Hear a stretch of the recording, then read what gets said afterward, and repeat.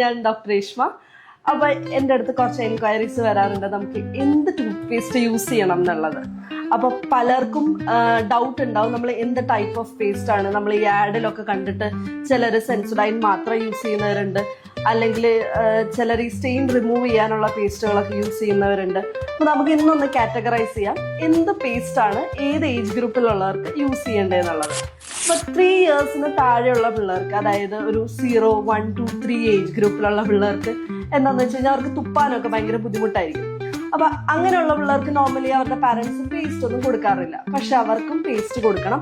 Even ചെറിയ പിള്ളേർക്കാണെങ്കിലും ഇപ്പോൾ പല്ലൊന്നും വന്നിട്ടില്ല, മോണ മാത്രമുള്ളവർക്കാണെങ്കിലും നമ്മൾ ഒരു കോട്ടണിൽ ഒന്ന് വൈപ്പ് ചെയ്ത് കൊടുക്കുക അവരുടെ ഗംസ് ഒക്കെ. കാരണം പുതിയ പല്ലുകൾ വരുമ്പോഴാണെങ്കിലും ഈ പല്ലുകളൊക്കെ കേടാവാനുള്ള ചാൻസസ് ഉണ്ട്. അപ്പൊ ഈ പാലൊക്കെ കുടിച്ചു കഴിഞ്ഞിട്ടാണെങ്കിലും നമ്മുടെ അവരുടെ മോണ ഒന്ന് വൈപ്പ് ചെയ്ത് കൊടുക്കുക. പിന്നെ 3 ഇയേഴ്സിന് താഴെയുള്ള പിള്ളേർക്ക് നമുക്ക് കൊടുക്കാൻ പറ്റുന്ന ഫ്ലൂറൈഡ് ഇല്ലാത്ത പേസ്റ്റുകളായിരിക്കും, അതായിരിക്കും അവർക്ക് കുറച്ചും കൂടി ബെറ്റർ. ഇപ്പൊ ഈ പേസ്റ്റുകളൊക്കെ യൂസ് ചെയ്യുവാണെങ്കിൽ ഇവിടെ അവർ സ്വോളോ ചെയ്താലും പ്രശ്നമൊന്നുമില്ല.